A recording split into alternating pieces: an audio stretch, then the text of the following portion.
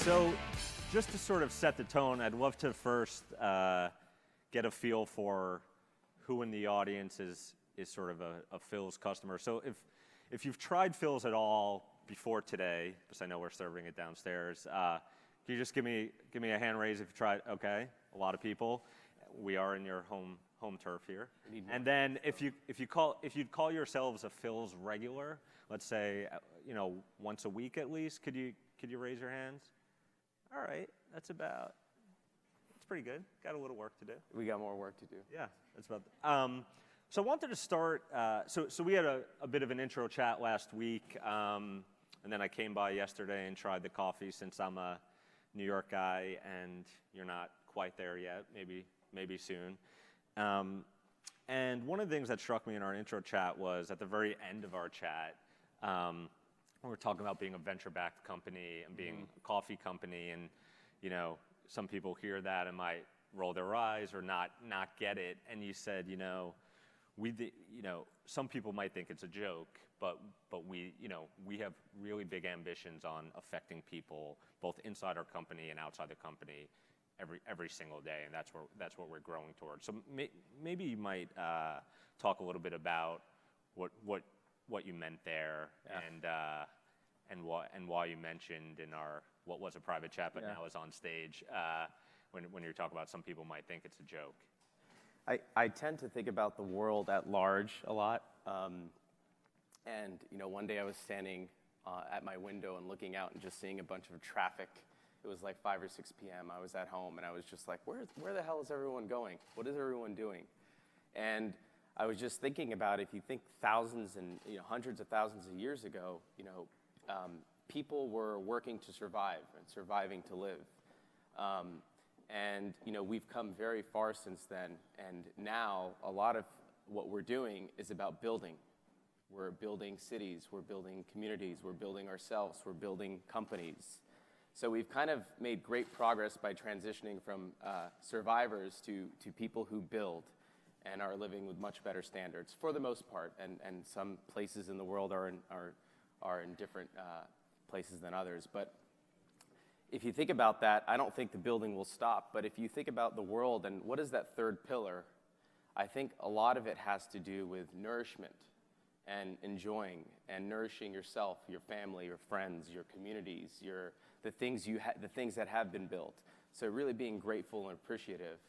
And I know you may be wondering, well, how does Philz fit into that? I'm wondering it. Yeah, and it's small, but hopefully we can grow it. But I think that especially in urban environments, people are really craving a sense of groundedness, and there's a lot of self-discovery. People are not really close to their families and friends, and they're here to work. And I think that it would be really cool if we can create an environment, and it's not just about the actual location of the space, but an environment and a culture that really speaks to welcoming everybody and creating a great, warm environment. So you walk into a Philz, and I think what you're talking about, how it manifests itself is there's the most important interaction in a Philz, right, is between you and the barista, and it's pretty personal. And you sort of compare that with some of the other new wave coffee chains where you're giving your order and there might be a friendly hello or something, but neither side is really looking for discussion, right? And that's you think that's super important, right?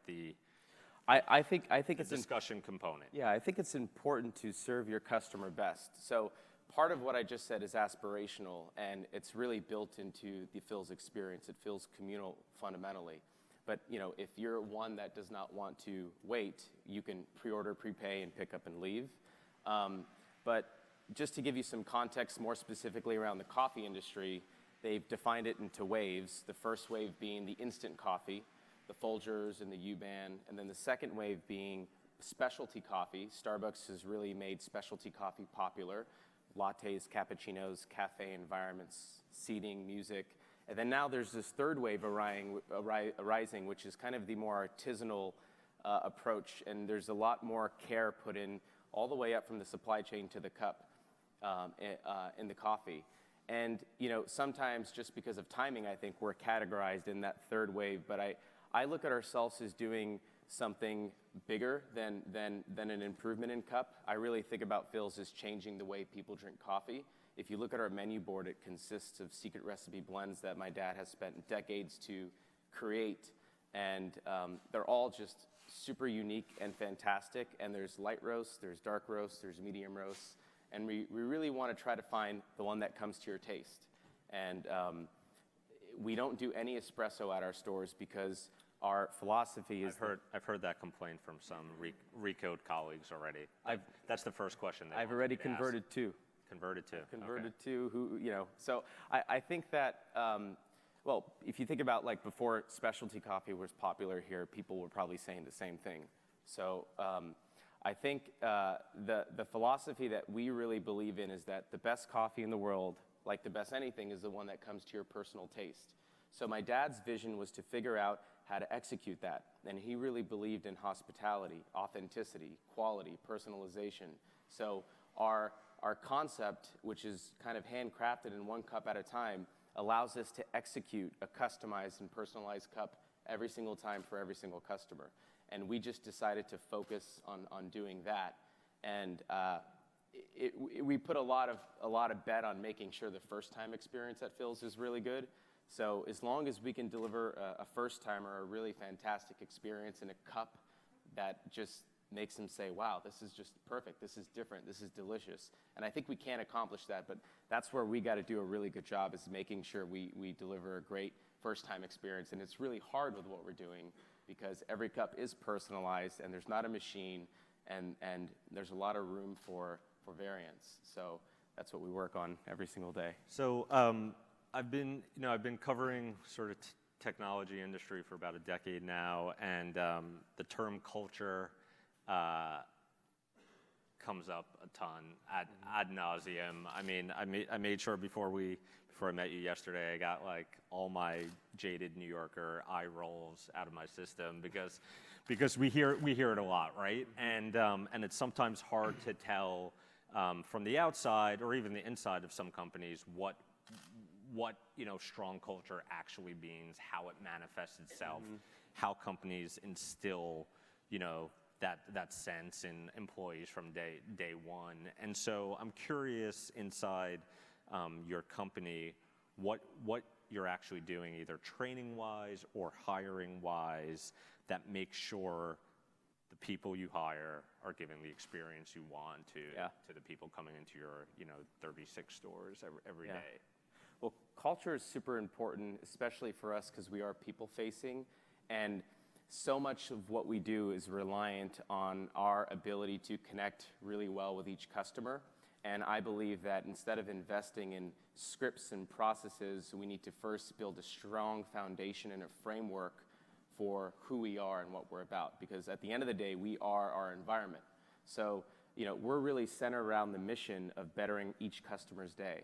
And we made a commitment that we are going to hire people who have a predisposition to believing in what we're doing, our culture, our values, and really just get fulfillment out of helping others and serving others. So how do you tell what's, when you, either in the hiring process or recruiting process, both for corporate and I guess in-store people, how do you tell?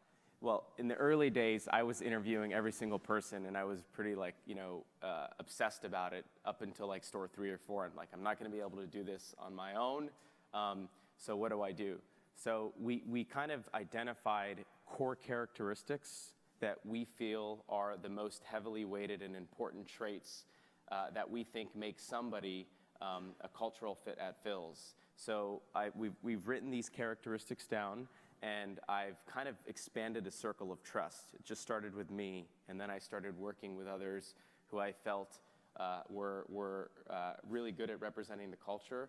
And we worked together and educated each other and came up with these characteristics. And it's a process and it's a conversation. So we really think about our interviews as conversations instead of just an interview, because we want to get to know the person and kind of break the barrier.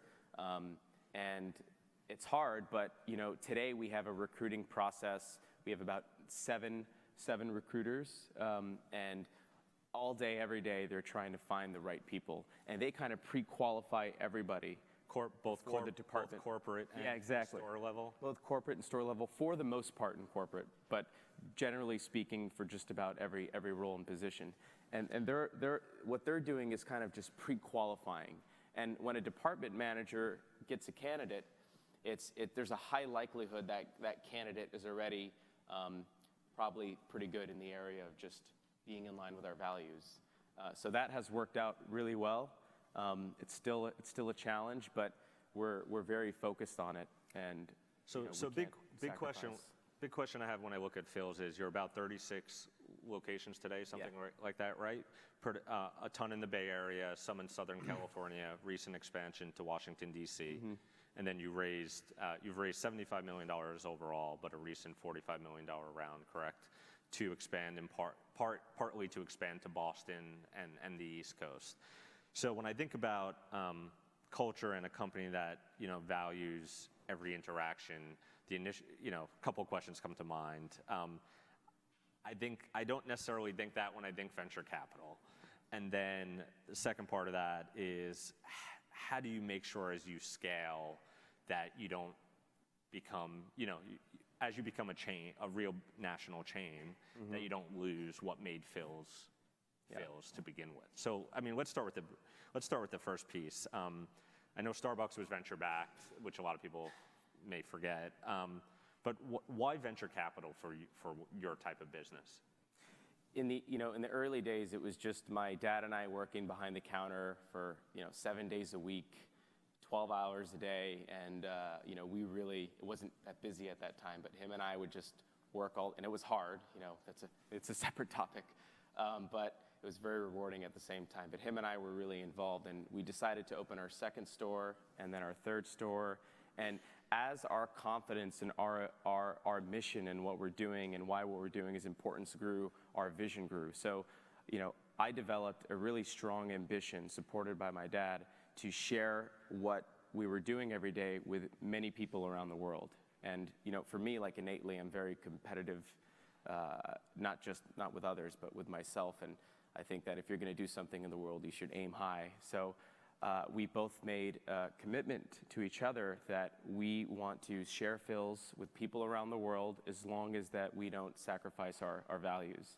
And if you think about the story's nice, the experience is nice, but that has translated into a really strong business. And if you think about culture, I think now more than ever, culture is not just a nice word, it's a core competency that many companies need to have, not just to attract people because people want to work with something meaningful, but also it really is how you operate, right? So we always talk about how we operationalize our culture, and that just ties back to our people. Yep. So our business, our unit economics are really strong and good, but that's because we focus on the inputs. You told me you wanted to share on stage today your precise unit economics, right? So we could all learn a bit about the business. It's good. No, I mean, that's not the most important thing. As long as we focus on our people and our experience and our customers and we constantly improve, I think that the outputs are going to be good. Because if you just focus on the outputs, then that's not the right thing. So you want to we worked hard to define what are the key metrics that are really important, and then what drives those metrics. And it's really hiring. Yep. So I talked a little bit about our hiring practices, and then it goes into our training. We have Philz University, which is really special, and a lot of companies will call their training or learning and development departments a university, but we take it seriously because we really think about our employees and workforce as a community, not just employees, and we want them to join and be part of the community.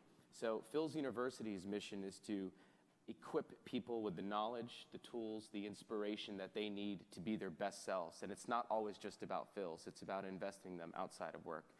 And then I can keep going. But yeah, I'm going to stop you for a second. So the original question was why venture capital? Yep. And you mentioned outputs, which is obviously something that a lot of investors care about. Yep.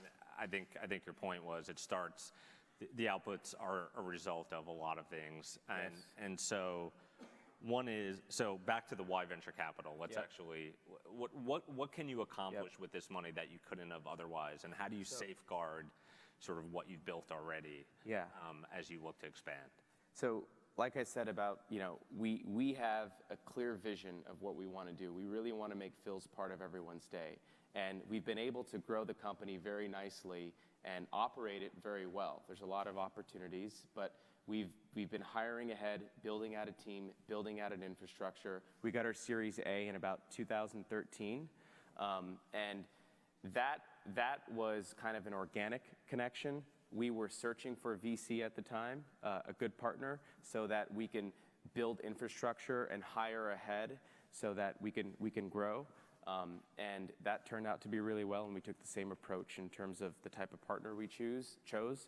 But you need money to if you want to do it right, because you need to hire people. We've built a 50,000 square foot roasting facility in Oakland, state-of-the-art equipment, and just a really phenomenal team. So we've improved our coffee quality, and that will allow us to support hundreds of stores. We're going to need a few, though, to support our freshness standards. But it's things like that. It's things like hiring people. It's things like getting your operational engines in place so that you can accelerate your growth rate. In 2012, 2013, and 2014, we were growing about 4 to 6 stores a year. 2015, 2016, 2017, we've been doing about 10 stores a year. So we're trying to accelerate that number, but in a way that we don't break. So maybe the next few years are taking that from 15 to 20 if we can find great locations. And the capital is just is no longer a constraint, at least in the near term, for us. So, and that's the easy problem to solve. The harder problem, as long as you have a good business, which we do, but the harder problem to solve is who are the partners, who are the right people, and the people that we have in our board and our investors not only are obsessed and fans, which is a good thing, they're really good people, and they care about what we're doing, and they really believe that this is something that we need to do right for the long term. And if we do, we could be in 1,000 communities one day. And so I hear 1,000 communities, and immediately I think of, in S word, which I don't know if I could say on stage, but it's called Starbucks. And Starbucks started, Starbucks is a good business, started obviously as a small company with a lot of different ideals. It's become now a part of a lot of people's lives, but also sort of like, it's a machine, right? Mm-hmm. You walk in, they may get your name right, they may not. You'll hear Christmas music in September and some other stuff, or maybe no Christmas music. And so I'm just, not to harp on this, but I'm curious, like, what processes are there processes you put in place to ensure that you're getting the right people for your culture from now as you scale, or the right store managers, or, the right real estate professionals?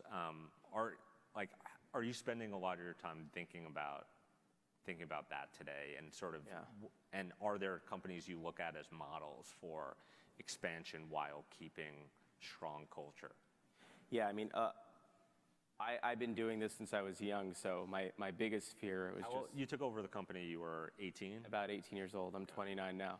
And there's the worst thing was just I didn't know what I didn't know, but it was also the best thing, because when you often are able to do great things when you don't know, as long as you have the ambition and drive. And sometimes when people know too much, they just know too much and you can't talk to them. So I think that there's a beauty to not knowing, but I had to rely on a lot of mentors, and I really reached out to people I admired. So Ron Johnson, who ran Apple, is one of our board members, and he was somebody that I admired. Apple Retail. Yep. And he was somebody I admired a lot, and he was gracious enough to meet, and we just hit it off. So it's talking to those type of people that have really helped, given me confidence and told me what I should be thinking about and shouldn't be thinking about. And my job is really transitioned from doing and literally making cups of coffee every day to, how do we build an organization that does this to millions of people around the world, not just at the same level, but even better than we are today. So I'm spend a lot of my time thinking now, just what are the most important things, and real estate's one of those things. So thinking about in real estate, if you really think about it, the first thing you need to do is think about the brand and how do we build the brand, not just how do we open stores. So it's really important. We're trying to do it differently. We don't just want to, and there's a lot of models we admire and we look at and say, okay, that makes sense, that looks good, what can we learn from that? But we're really focusing most of our energies on asking ourselves, how do we do this right for Philz? Because we're trying to grow our culture. And we got to be very careful as we grow, not to, and it's hard to see in the moment and in the process, but not to be distracted or go away from that. But I rely on a lot of help from people, and the team that we have internally. We have a fantastic team, and I tell them every day, let's be honest with each other, let's be open with each other, let's give each other feedback, because at the end of the day, it's when you're on your deathbed and you look back, you want to be proud of what you've done. So let's work together, be happy, try to make a difference, learn from each other, be humble. This is not about a corporate hierarchy. This is about humans trying to make a difference. And if we can uplift of our customers and our team members' day, and I think that we'll be very proud of that. Yeah. So we live in a time right now where there's a lot of independence among the workforce, especially in a town like this, where people are stitching together careers out of a variety of part-time jobs. And so I'm wondering, which I'm assuming has perhaps helped Phil's business in terms of where people choose to spend their time and work. But when it comes to how the people you're hiring and how you're competing for talent, how are you treating people, your in-store employees differently than other companies? It is competitive, not only with other venture-backed coffee companies, but just in general with sort of the freedom of the workforce, which has pros and cons, obviously. So let's talk about either benefits or pay and how you think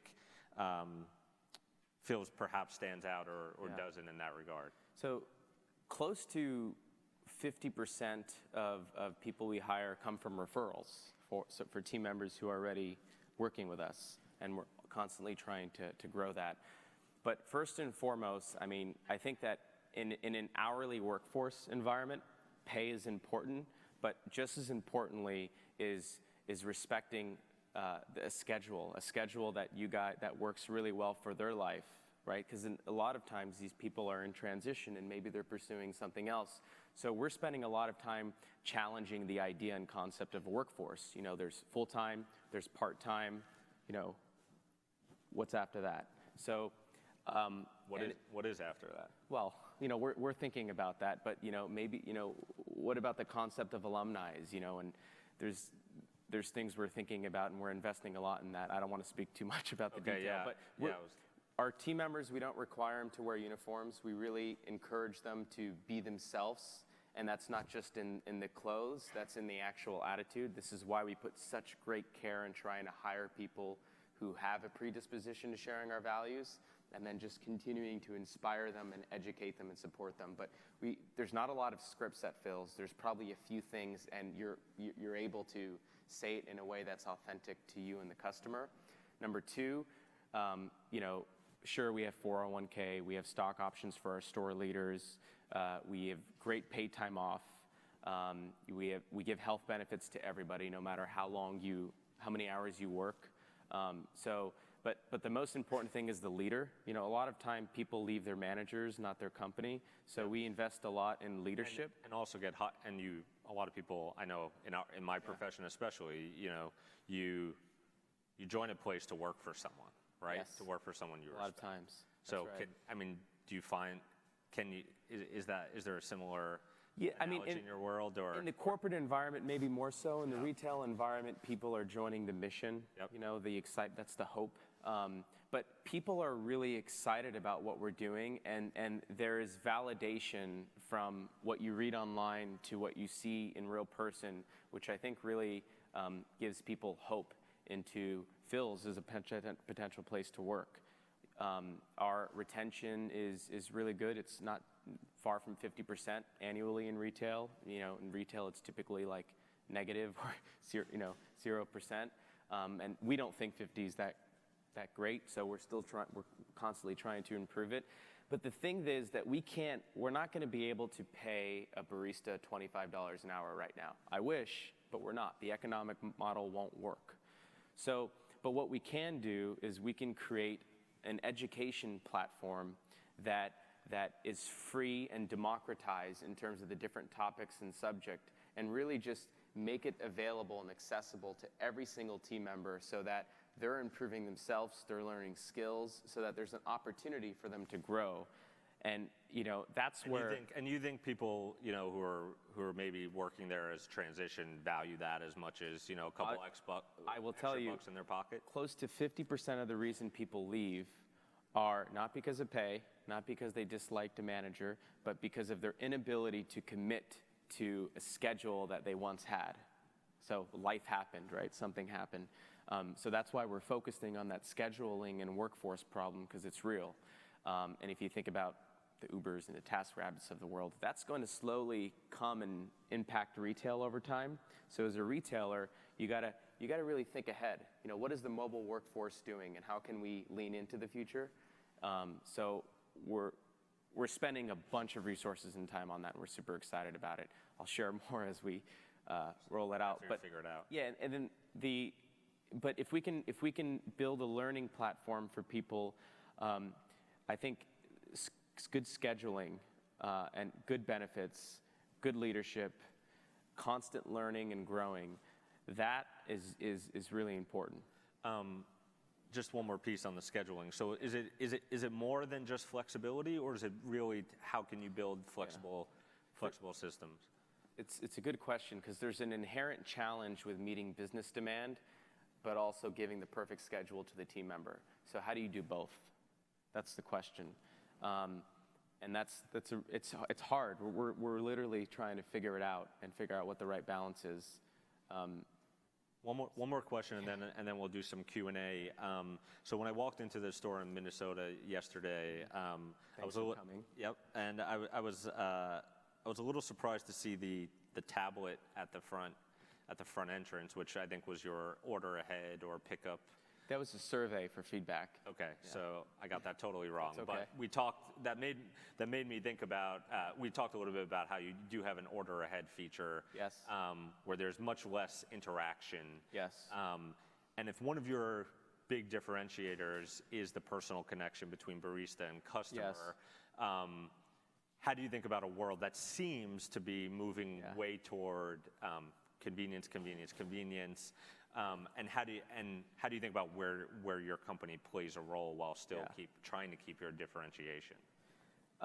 That's a fantastic question. You don't have to say that on stage. It's all right. No, it really is it's an important question. Okay, it was. Or at least for us. So first and foremost, we want to serve our customers best, and that means different things to different people. Some people will be okay waiting in line and getting their cup and having the experience and being part of the community, and some people are like, just give me my damn coffee. So, they can pre-order. If you like Philz, you can pre-order, prepay. So we have that experience, and we're working on constantly trying to improve it. But at the same time, I think that more than ever, people are craving a sense of community and groundedness, and we really want to encourage people to take a little bit of time out their day. Like what's more important? Time is precious, and you should take it for yourself and take it for the people around you. What's the problem with waiting for 5, 10, 15 minutes and going out and getting a cup of coffee and making it an actual moment where you can be mindful and be around people and look up instead of looking at your phone? I really think it's healthy to do that, and we're trying to promote that. But we also don't want to alienate. We want to also make sure there's a great experience for people who don't want that. But maybe when you come in, if you are that customer and you come and pick it up and leave, maybe you see the environment and it feels good, and maybe you're willing to wait. That's look at all the mindfulness and yoga and all of these communal workout. These are growing. So there is a crave for that. I think real community is going to come back in style, and we want to do that. If we have any questions, it could be coffee questions or culture questions or whatever. Please come up. Otherwise, we'll keep going a couple more minutes. So long term, so you want to touch as many people as possible. You want to part of that is building a big business. If you do that, you'll build a really big business. Is it a national chain that you envision that's in every big urban center in the U.S.? Yeah. Is it like what is the Philz vision from Jacob? So if you look at all of our locations today, I mean, a bunch of them are in San Francisco, but they're also in different neighborhoods with different demographics. And we've been able to really do well in those different demographics, which tells me that our concept is something many people can like, because our experience is about serving the cup that's perfect for you in a intimidating way. You're not assholes. There's a lot of asshole coffee shops in New York. I mean, God bless them. Some of my coworkers love the asshole shops. So. That's whatever. I think they'll like nice people better if they have it. But so that's good, right? Yeah. And in DC, we have a couple of stores there, and they're doing really well. They're off to a great start, and people are loving them. If you look at the reviews, they're strong across the board. SoCal, we've been doing fantastic. So we really feel like there's an opportunity in many different places around the world to have Philz. It just comes down to our ability to execute in the right way and do it at the right pace and place. And that's going to take time. I mean, we're going to Boston next, which we're really excited about. We're trying to find some great places and communities to start serving. And we're still focused on DC. We're still focused on Southern California. We're still focused on the Bay Area. And it's tough, but in the early days, before people tried the cup, they really loved what we stood for. So, people loved Philz before they tried it. And how do we stay proactive like that as we continue to grow? That's the challenge. Let's take a question right here. Thank you. Mine, rather than a question, is actually an appreciation. So I heard you positively talk about how do we scale and keep culture. And then you quoted something that I thought was perfect. And so I wanted just, again, to appreciate you for saying, as a team, we commit to be honest with each other. Yes. We commit to giving each other feedback. Yes. To me, there's your scalability. So thank you. Oh, thank you. I'll make you a cup of coffee later. I'll do one more if we don't have any more questions. So we're not going to see espresso drinks anytime soon. Probably not. Probably not. Probably not. Yeah. I mean, it's not what we don't talk about that. We want to focus on what we're doing. Got it. You're gonna have great. We're improving our food a little bit. There's some great food. You can get some Mediterranean-driven, health-conscious food. Okay, that's another discussion. Yeah. You have a location on Facebook headquarters, correct? Is part of expansion plan at all campus-driven, corporate campus-driven? Opportunistic. I mean, we get a lot of people who ask us to do that, but it just depends on the situation. We've had a good relationship with Facebook from the early days when we were at our Middlefield store and they were at Page Mill Road in their second offices, and just they loved Philz and we loved them, and they opened the new headquarters and like, hey, you want to have a store in there? So I went by like a couple hours later and we just shook hands and said, cool. So we just did it. And they're like, we're going to build it for you. And I was like, great. We'll bring the team, we'll train everybody, we'll get everything set up, and it's been fantastic. I mean, it's a great store because it's just for the people inside of Facebook. It's limited to some extent, but it's fantastic. And I mean, the team there gets the benefits that the Facebook, so they're a little bit spoiled in some respects. Okay, so it's a one-off in a lot of ways. Yeah, I mean, like if something else comes up that makes sense, we'll try to do it. But that's the tough part, right? When you're doing a good job, you can really mess up because, the distractions. So you got to be strategic and know where you want to go, and you got to give a damn. You got to care. All right, so we'll end there. You got to give a damn. And if you give a damn about coffee, we're going to take a break right now, and you could try out some Philz down on the Tesora with honey and cream. Tesora with 4 a day. Highly recommended. Okay, thanks. We'll see you back here at 11 o'clock.